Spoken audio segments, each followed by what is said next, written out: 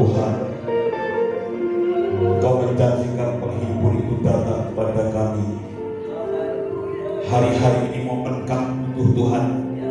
Hari-hari ini kami perlu Kau Tuhan.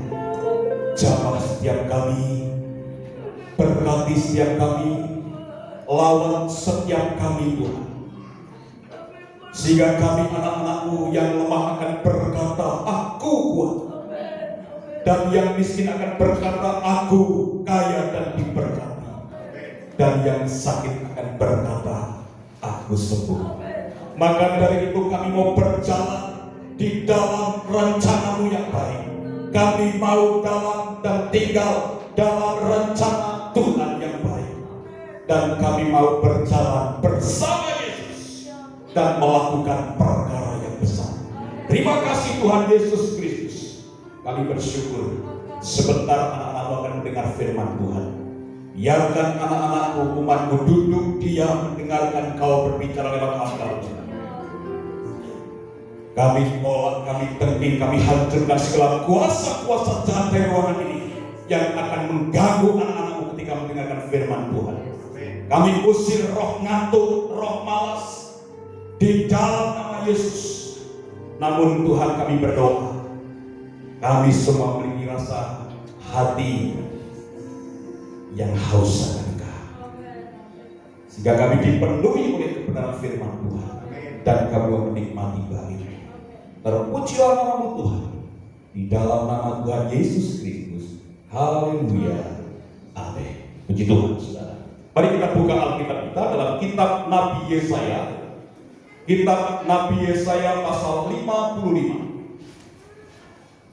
Kitab Nabi Yesaya pasal 55 ayatnya yang ke-8 dan ayat 9.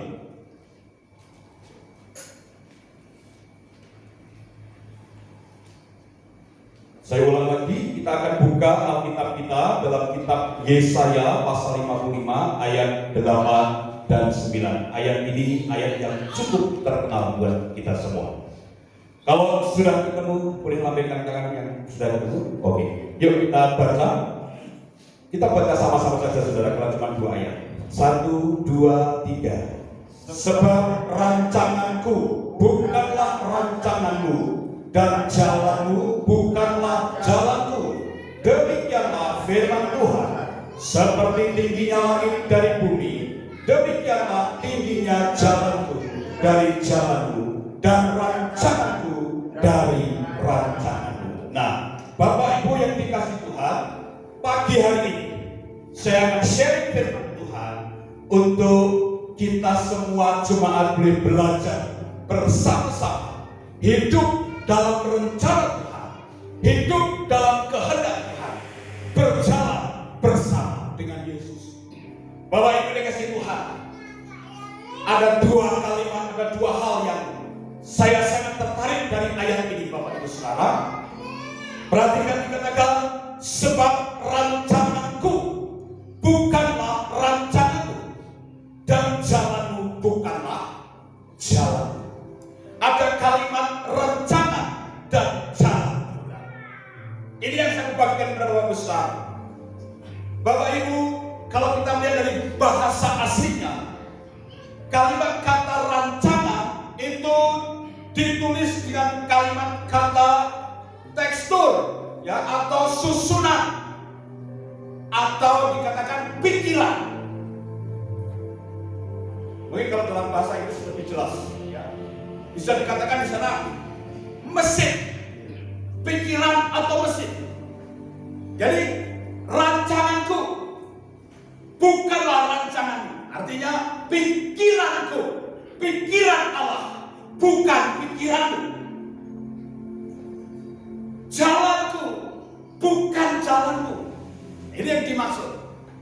Ya. Lalu kalau kita lebih ke dalam, arti kata dari pikiran, arti kata dari rancangan, dari susunan, undian atau tekstur itu bisa saya simpulkan sebuah pikiran atau sebuah mesin yang berbeda yang Tuhan pakai dengan yang kita pakai. Jadi mesinnya berbeda dengan mesinnya Tuhan. Kalau kita mau menikmati mesinnya Tuhan, pikirannya Tuhan, dalam tinggal dalam rancangan Tuhan, maka penjelasan yang sangat mudah, kita harus memahami mesin itu. Kita harus belajar mulai memahami dan adaptasi dengan mesinnya Tuhan. Kalau kita berjalan bersama rancangan Tuhan, kalau kita mau hidup dalam rancangan Tuhan, dalam pikiran Tuhan, dalam mesinnya Tuhan, maka mesin yang berbeda yang kita miliki, pikiran yang berbeda ini, untuk bisa jalan dalam rancangan Tuhan, kita harus mulai memahami pikiran dan rencana Tuhan, atau memahami mesinnya Tuhan. Contoh saudara ya, contoh. Dulu saya biasa pakai mobil bensin, saudara ya. Lalu sekarang pakai mobil solar. Itu untuk menguasai gasnya itu cukup lama, baru paham. Oke, mungkin nggak begitu paham ya kalau mobil yang seperti itu. Oke, manual dan matic ini yang akan jelas.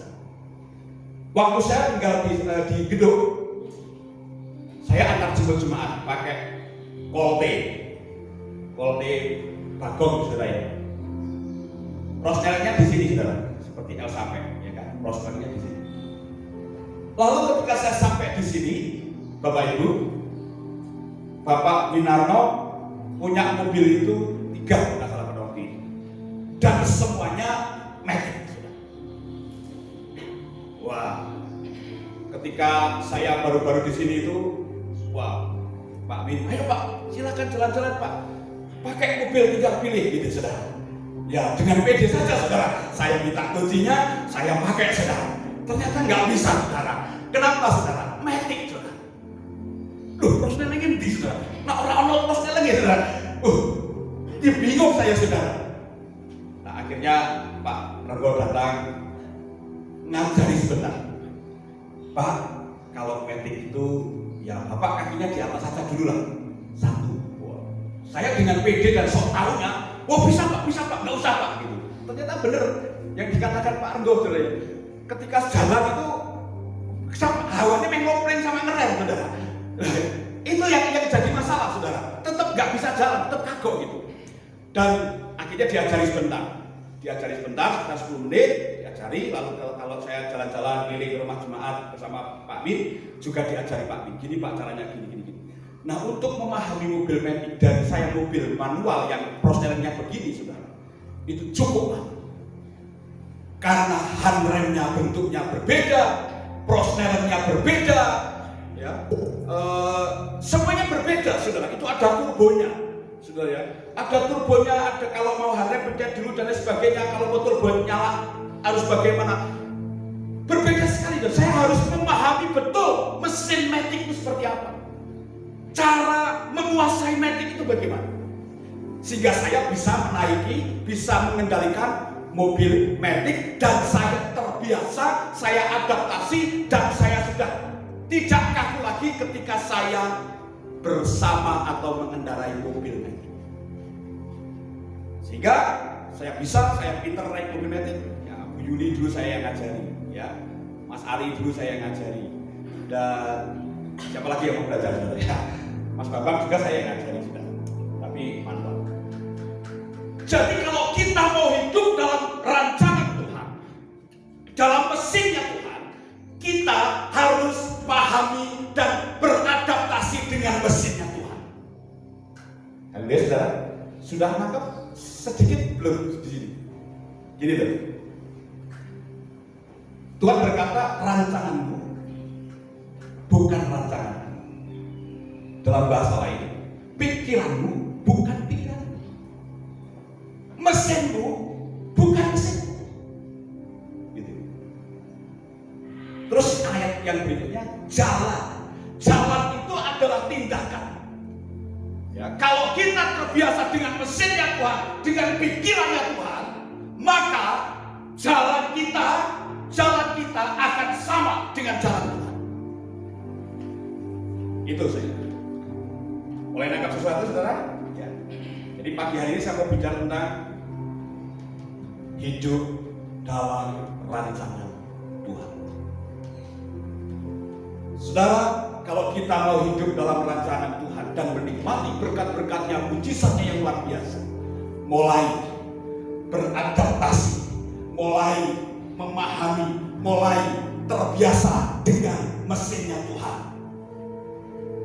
dan kita mulai tinggalkan mesin kita, dan kita mulai pakai mesinnya Tuhan. Kita mulai tinggalkan pikiran kita mulai pikiran Tuhan, sehingga apa, saudara?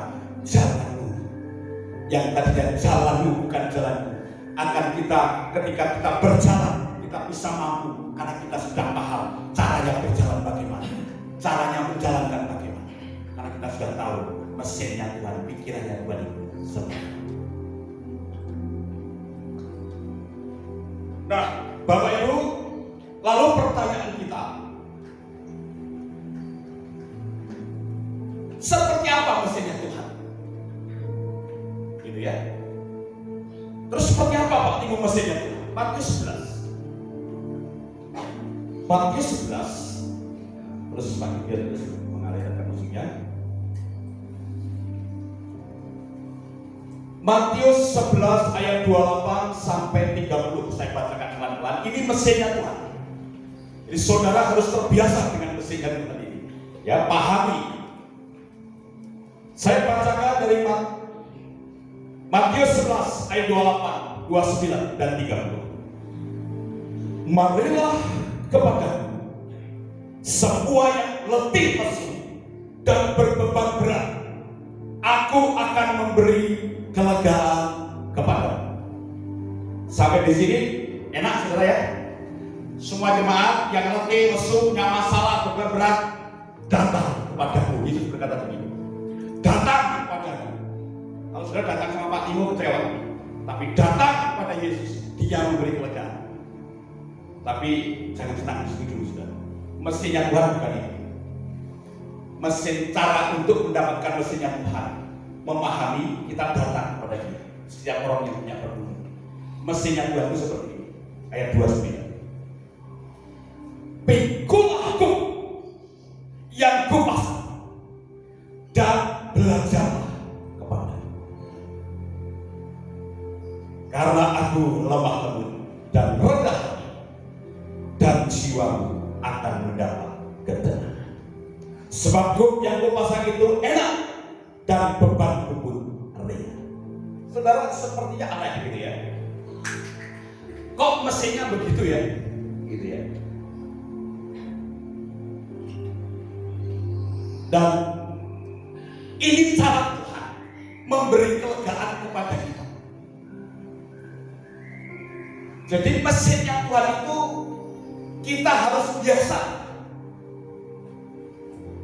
Perhatikan saudara, cara Tuhan ini, pikiran Tuhan, cara Tuhan.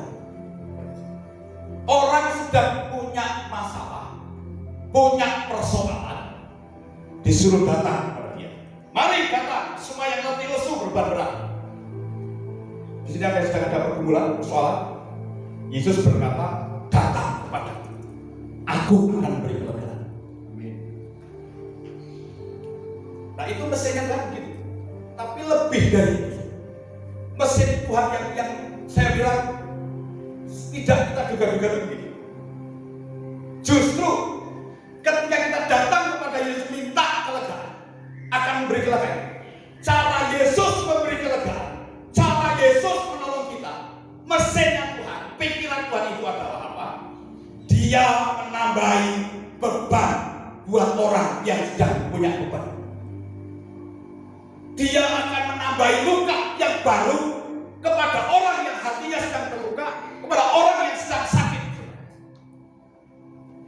Bingung saudara ya? Tapi ini mesinnya Tuhan begitu.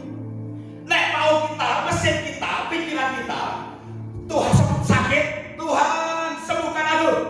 Pendeta datang, Pak Timo datang, Bu Linda datang, doakan jamaah kepalanya sembuh. Itu pikiran kita. Cara kerja mesin kita seperti itu. Tapi cara kerja Tuhan, kita sakit, kita punya persoalan. Pendeta kan ngomong, mari datang kepada Yesus. Saya doakan kepada Yesus. Yesus kok. Yesus juga sendiri berkata, mari datang aku beri kelegaan. Cara Tuhan memberi kelegaan adalah memberi beban baru kepada orang yang mau diberi kelegaan. Ayatnya berkata begini, pikulah kuk yang kupasang. Udah coba saudara, ayat 28 Yesus ngomong apa? Marilah kepadaku yang letih lesu berbeban berat, aku akan memberi kelegaan. Setelah kita datang kepada Yesus, Yesus memberi kelegaan. Yesus kepada apa? Yesus memberi apa? Memberi kuk, memberi beban yang baru. Kuk itu apa saudara? Kalau saudara lihat zaman dulu kalau orang di sana pakai kerbau, pakai sapi, ya. Kuk itu yang ada di punuknya itu. Itu namanya kuk. Nah itu kuk yang dipasang petani kepada kerbau atau sapi. Ini kuk yang dipasang Tuhan kepada kita. Nah, makanya saudara harus mulai ngerti. Ini mesinnya Tuhan begini, caranya Tuhan begini. Ada masalah, malah dikasih masalah yang besar untuk menyelesaikan masalah. Itu cara Tuhan.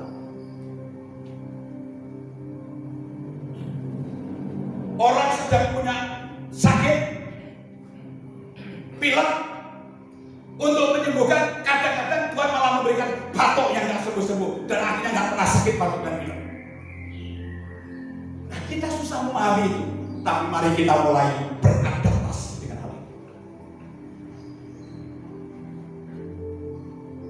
Contohnya apa Pak Ibu? Yang gampang untuk kita cerna.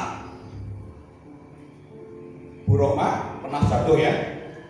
Bu Roma ini cuma bot-botnya pengen nyenengin gembalanya, masak bubur, kelingan gembalanya, bawa bubur ke pastori. Belum sampai pastori itu bro potong. Sampai di sini dia Pak Tunggu bilang, wah saya nggak apa-apa, nggak apa-apa. Ternyata patah. Ya, bawa rumah sakit. Bu Suradi, ya kan, pulang gereja mau lihat ya Bu ya. Jalan baik-baik saja, ya kan? Ditubruk motor dari belakang, kakinya dipet ya Bu, patah dipet. Pak Denny, ya kan? Jatuh 5 meter dari plafon. Berapa patahan Pak? 12 patahan. Saya mau tanya, ya, saya mau jelaskan. Untuk memulihkan luka-luka yang ada di dalam, dokter akan membuat luka baru kepada mereka. Betul tidak? Sudah menangkap belum? Untuk menyembuhkan sakitnya Bu Roma, sakitnya Bu Surati, sakitnya Pak Denny, dokter akan buat luka yang baru. Kalau bawa ke sangkal butuh, tidak akan buka luka baru. Tapi biasanya kalau dinaikkan berapa tahun kemudian bosok jadi gitu, bermasalah. Tapi kalau medis, Kita bicara yang umum saja, kalau dibawa ke medis, luka yang ada di dalam, patahan-patahan yang ada di dalam, itu luka memar di dalam. Untuk menyembuhkan luka itu, dokter perlu apa saudara? Membedah. Ada luka baru ya. Bedahan itu luka baru. Itu cara Tuhan. Sampai sini mulai nangkap rancangan Tuhan saudara. Mulai nangkap mesinnya Tuhan seperti apa? Oke. Untuk menyembuhkan orang yang sakit seperti itu, dokter buat luka yang baru. Ini ada Mbak Sun, ada Mbak Uli ya, dokter-dokter yang luar yang pasti kalau ada yang luka di dalam pasti disuek untuk nyambung tulangnya, untuk benerin tulangnya. Ada luka. Kemarin Jason juga yang di Solo, di rumah sakit Solo, karena dulu operasi demam kurang beres, dibawa ke Solo, dibelek lagi dari sini sampai sini saudara. Untuk menyembuhkan luka yang di dalam, dibelek dulu. Ini yang kadang kita nggak sangka-sangka. Cara Tuhan, mesinnya Tuhan itu seperti itu. Jadi saudara, kalau saudara sedang punya pergumulan, biasakan dengan mesinnya Tuhan. Kalau Tuhan izinkan, saudara ditabrakkan dengan masalah itu sendiri, karena Tuhan mau selesaikan masalah. Haleluya. Haleluya saudara. Mau diselesaikan, mau dipulihkan, tapi ingat, Tuhan kadang buat luka baru sehingga kita bisa sembuh. Haleluya. Saya percaya kok. Tapi ada tanda kutip. Tuhan buat luka baru. Tuhan kasih beban baru. Tapi kali ini bebanku yang dipasang, luka yang dibuat, kita bersama dengan Yesus. Haleluya. Kadang Tuhan buat kita itu hancur, tapi itulah cara Tuhan. Tapi ketika kita lebih hancur lagi, jangan takut. Kita bersama dengan siapa? Tuhan. Kalau saudara mau terbiasa dengan rancangan Tuhan, yuk mulai adaptasi dengan pola pikir Tuhan. Ketika nanti Tuhan buat luka yang baru, saudara harus berkata, aku tidak takut karena Tuhan bersama dengan saya. Jadi marilah datang kepadaku, aku akan beri telaga, pikul aku. Karena di ayat yang terakhir berkata apa di ayat 30? Sebab kuk yang kau pasang itu apa saudara? Enak dan beban pun. Kalau saudara mau pikul kuk yang Tuhan pasang, bebanku akan terlepas. Tuhan kasih beban yang baru, tapi bebanmu terlepas. Nah, beban yang Tuhan berikan itu ringan dan enak. Haleluya.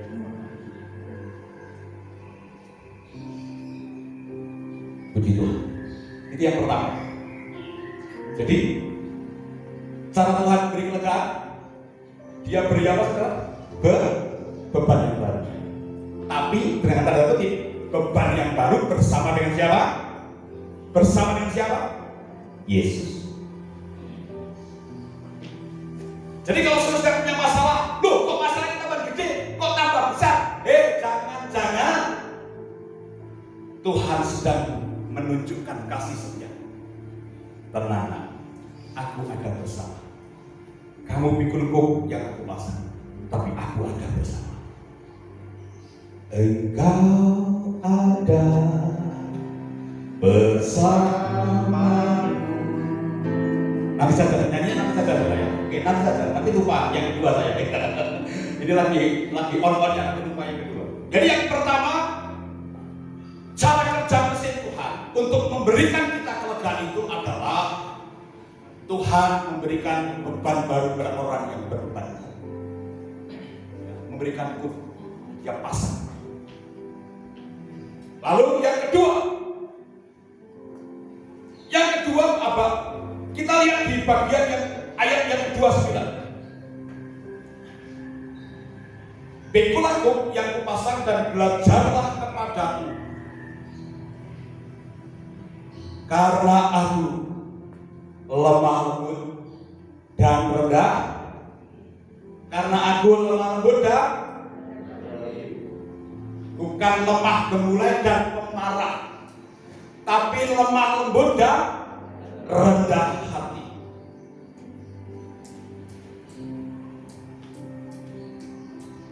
Hal yang kedua, cara untuk kita beradaptasi bersama dengan Tuhan dan cara Tuhan memberikan kita pertolongan, memberikan kelegaan.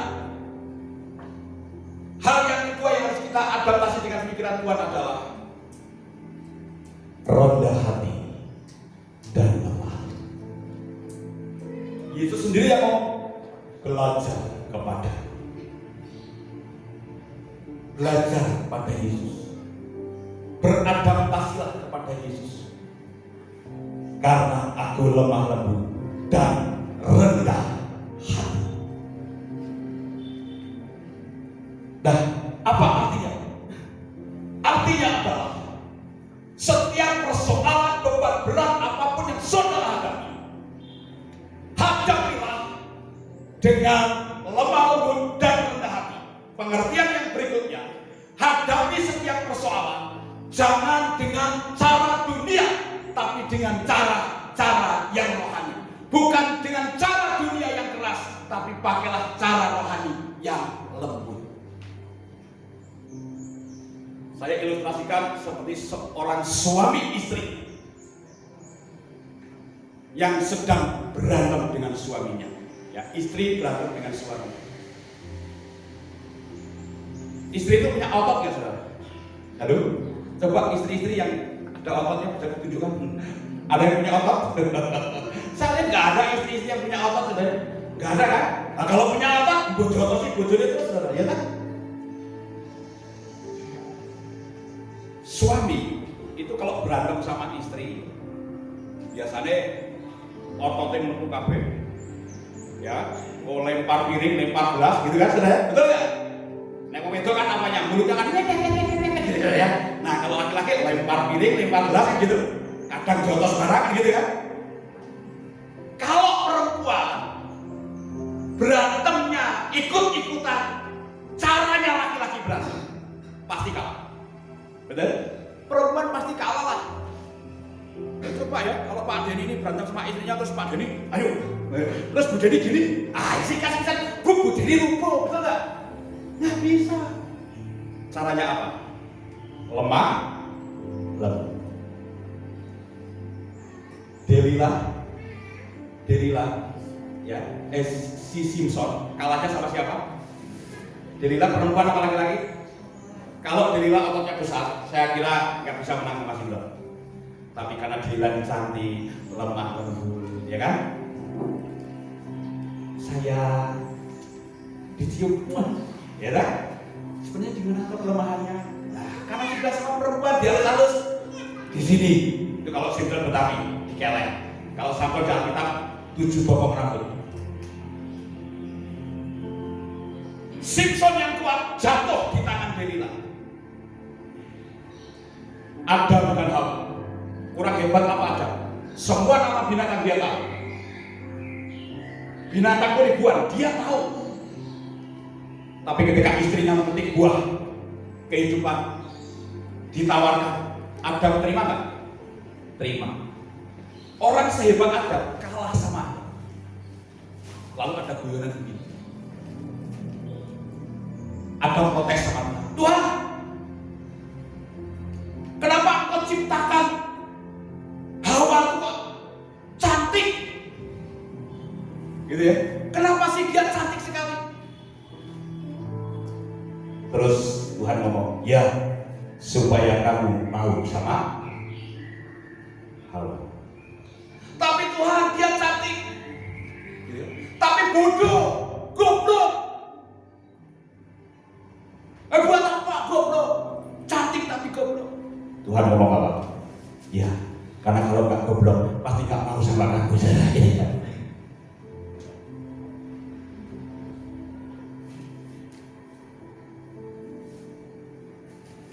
seorang laki-laki yang kuat. Kalau istri mau menyelesaikan masalah dengan laki-laki, ikut-ikutan dengan cara laki-laki mengembangkan dadanya, tidak akan bisa. Tapi istri itu, makanya kebanyakan laki-laki itu jatuh di tangan perempuan.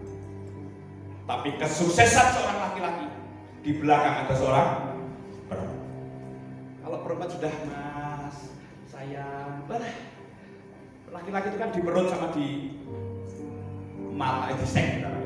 Kalau udah dimasakin enak, dilurus wetenge, bengi di servis, gitu ya. Wah, jalur apa dikei, kan gitu deh. Tapi kalau berantem, ya berantem, bojone ngotot, kita pakai cara ngotot, nggak bisa, pasti kalah. Sama dengan nilai dunia ini. Kalau kita menyelesaikan masalah dengan cara seperti orang dunia, dengan kekerasan, dengan kekuatan, kita tidak akan bisa menang. Tapi firman Allah mengajar kepada kita, tertib seperti ulang, tulus seperti itu. Rendahkan hati. Kalau dalam rumah tangga, dalam kehidupan bekerja, kita tidak memposisikan dengan cara yang lembut, dengan cara rendah hati, dengan cara yang lemah lembut yang bisa menyenangkan hati orang, kita tidak akan bisa menang dalam menghadapi setiap beban dan persoalan. Hadapi dengan senjata Allah, dengan pikiran Allah yang namanya kerendahan hati. Maka beban kita akan terlepas. Yang pertama apa saudara? Pikul aku itu apa artinya saudara? Dengan beban yang berat, Tuhan akan memberikan beban yang baru. Tapi bersama dengan siapa? Yesus, maka kita akan kuat menanggung. Yang kedua, untuk memahami jalan Tuhan, rencana Tuhan, dan kita bisa berjalan bersamanya. Mari hadapi semua masalah kita dengan kerendahan hati. Amin saudara, kita akan berjalan bersama dengan Tuhan, karena Tuhan beserta dengan kita.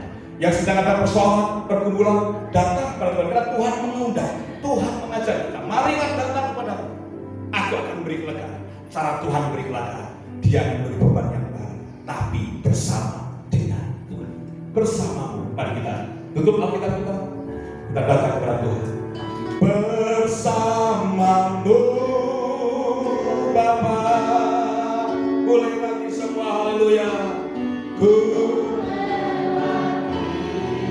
semua, yuk yang kapal nyanyi dengan keras pujian ini. Haleluya, amin, amin, amin. Dia teguhkan hati kita, haleluya.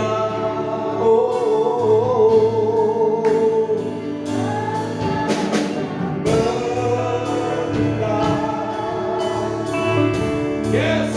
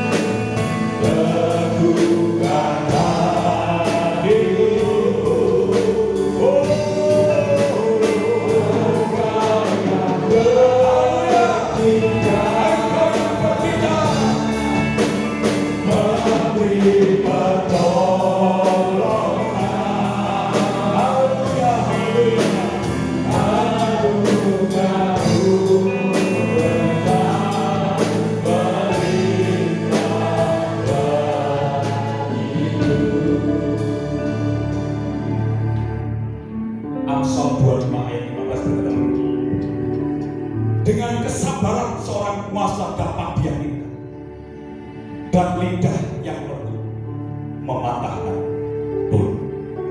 Saya ulang lagi, dan lidah yang lembut mematahkan bulu. Dalam Alkitab banyak lidah. Lidah seperti gergaji, lidah seperti api. Tapi tidak sehebat lidah yang lembut. Karena lidah yang lembut itu bisa mematahkan tulang. Bukan berarti kalau saudara wah bisa menang. Justru yang dengan lidah lembut, rendah hati, bisa mengalami kemenangan. Amin, saudara. Amin.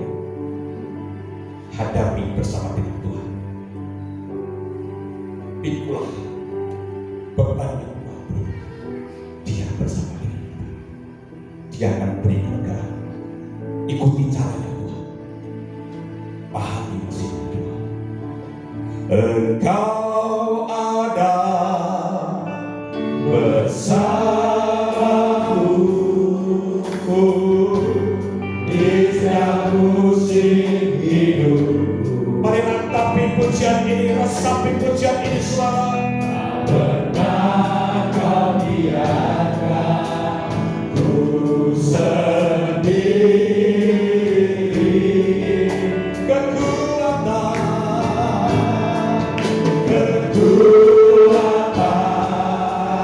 di jiwaku ada bersamamu. Yes, amin Tuhan, terima kasih. Tak pernah ku menduga kasih-Mu. Mari semuanya katakan bersamamu. Haleluya.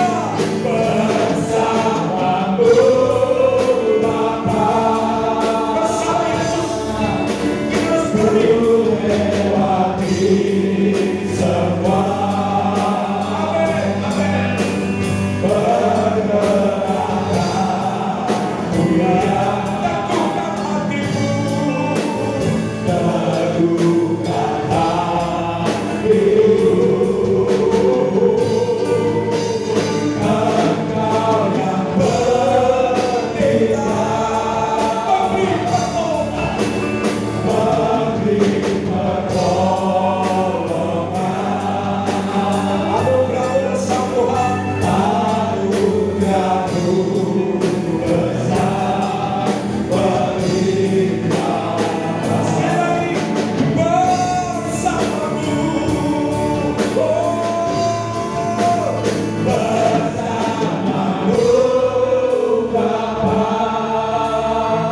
Ku lewati semua, ku lewati semua.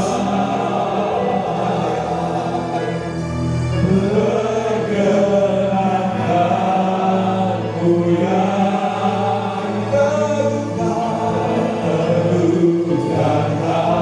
hatiku. Oh, Engkau yang bertindak, Engkau yang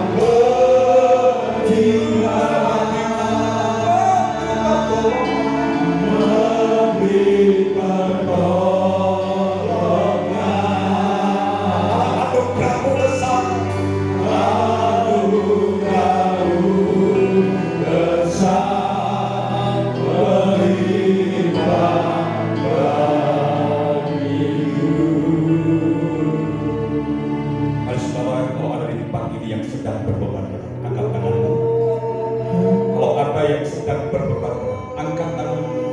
Tuhan akan pakaikan engkau yang lebih berat, tapi bersama dengan Yesus. Sehingga kita akan berjalan dan Tuhan menanggungnya, dan kita akan mengalami kelegaan yang daripada Tuhan. Angkat tanganmu. Tuhan mau berurusan dengan saudara. Pagi ini pagi yang luar biasa. Dia ada di tempat ini. Mari Tuhan kau jawab. Kau lawan tangan-tangan yang terangkat. Lawan tangan-tangan yang terangkat Tuhan. Beri mereka kelegaan. Beri mereka kelepasan. Di dalam nama Yesus. Baik yang ada di ruangan ini maupun yang sedang melihat melalui siaran langsung, baik streaming lewat YouTube maupun Facebook. Jawab Tuhan. Terima kelegaan Tuhan. Terima kelegaan dari Tuhan. Dia memberi kelegaan. Yesus memberi kelegaan. Yesus memberi kelegaan. Dalam nama Yesus. Dalam nama Yesus. Dalam nama Yesus. Yang masyarakat orang masyarakat. Sekarang yang sakit angkat tangan.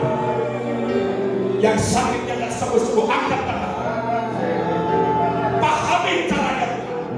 Pahami mesinnya. Dia akan buat luka yang baru buat sakit, dan sakit itu akan sembuh bersama dengan Yesus.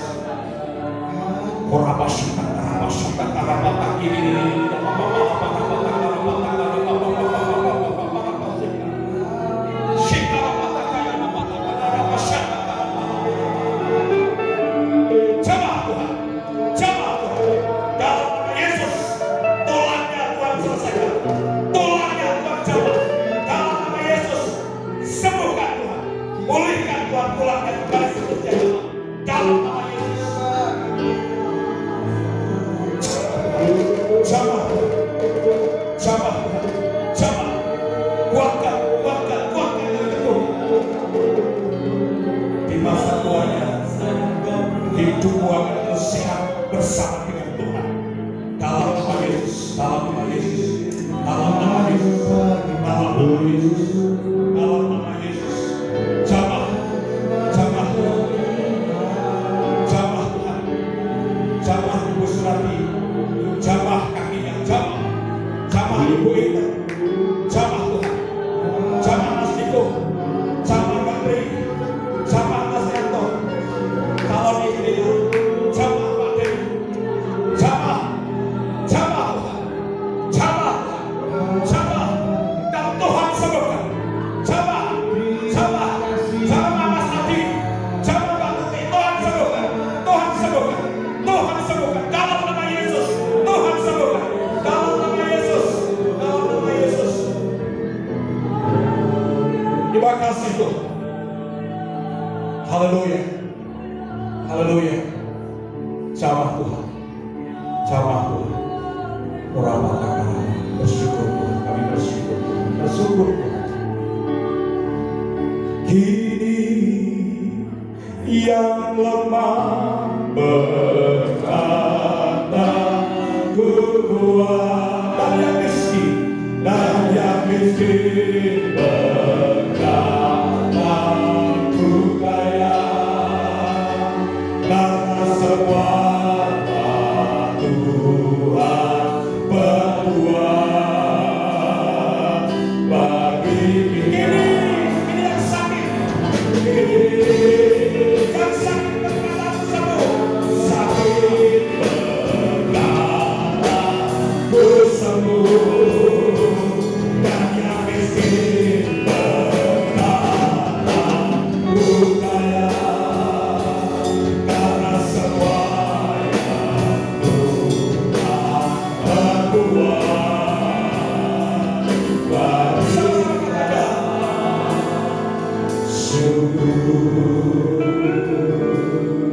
Segala hormat, pujian kami kembalikan kepada Tuhan, dan firman-Mu, impartasi-Mu tertanam dalam hidup anak-anak-Mu. Kami percaya yang sakit akan berkata aku sembuh, yang lemah akan berkata aku kuat, yang susah akan berkata aku sudah dihiburkan, dan yang sedang gundah gulana akan berkata Tuhan sudah menolong kami. Terima kasih Tuhan, terpujilah nama-Mu. Hamba-Mu berhenti bicara, tapi kuasa firman itu akan berjamah setiap kami. Dalam nama Tuhan Yesus, haleluya, amin.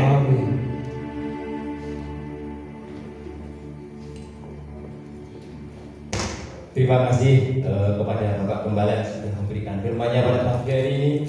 Kita berharap firman ini boleh menjadi kekuatan, boleh menjadi rema di dalam kehidupan kita. Mari Bapak Ibu, tiba saatnya kita akan memberikan yang terbaik buat Tuhan kita, yaitu persembahan dan perpuluhan kita. Silakan petugas panitia akan maju ke depan. Kita akan isi pujian sungguh bangga.